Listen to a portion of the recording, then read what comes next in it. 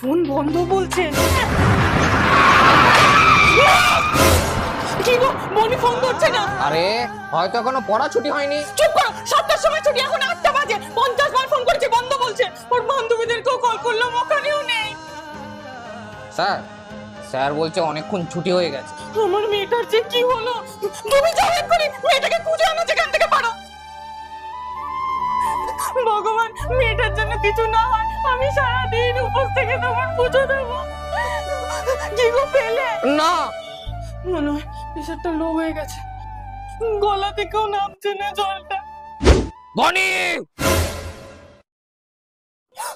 এসেছিস মা, তুই ঠিক আছিস তো? তুমি এখানে চিন্তা করে মরছো আর তোমার মেয়ে পার্কে প্রেম করে বেড়াচ্ছে। ফোনটা বন্ধ ছিল ভাগ্যিস, না হলে তো 1000টা বাহানা দিয়ে সেই দেরি করেই আসতো।